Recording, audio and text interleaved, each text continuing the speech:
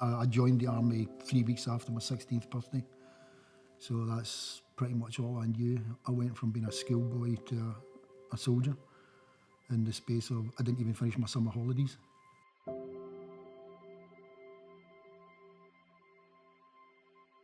I was medically discharged. I had a lot of damage to the ligaments, the tendons, the joints on my knee, and that was due to basically coming down on both the knees with pretty much my own body weight on my back.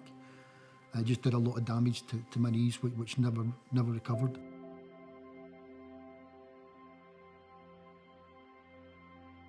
My wife and my 2 kids were still stationed in Cyprus at that point. And it was down there that they gave me the choice, would I like to become a storeman or I'd be medically discharged because I was no longer fit for sort of frontline or military overseas service. So I never joined the army to be a storeman.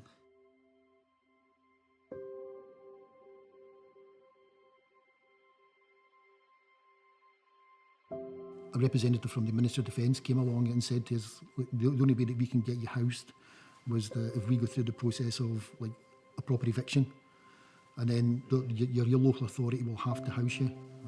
So we were, fair enough, okay, that's what we'll do. And I kind of blame myself in some ways because I've been in the army since I was 16.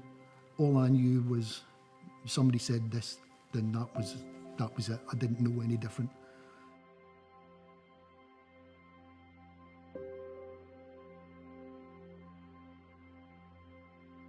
We basically packed everything that we could into a little car.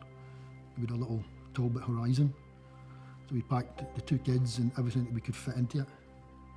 And we left a load of stuff by the back door at our quarter and hoping that, well, expecting maybe in the next day or 2, once we've got a house, to come back and sort of pick it up.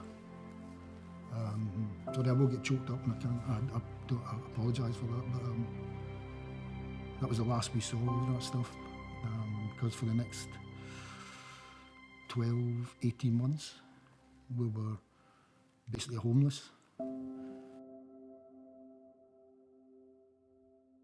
Then we were given a flat in a close, there was two blocks of flats, and they were all basically for broken, emergency housed families. It was a small bedroom, a little living room and a kitchen.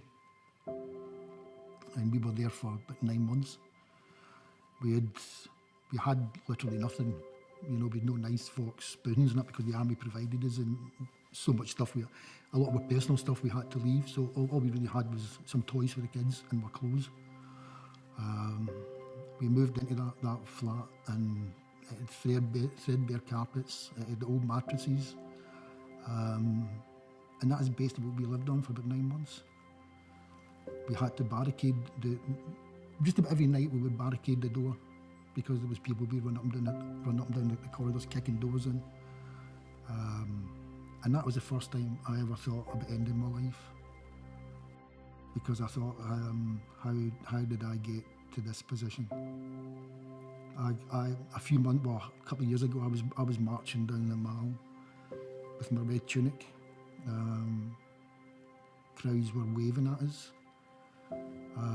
I'd marched down to the back of Buckingham Palace to get our Falklands medals, with everybody telling us how we put the great back in Britain. And then I thought, how did I get here? We'd no money, we'd no job, we'd no self-respect left. I'd go into these DHS offices and I would stand there and I didn't know what I was in for because I knew nothing about the system. I'd never lived in it. I knew nothing. I would say to them, I don't know what I'm here for, but I've got no money. I didn't know about war pensions.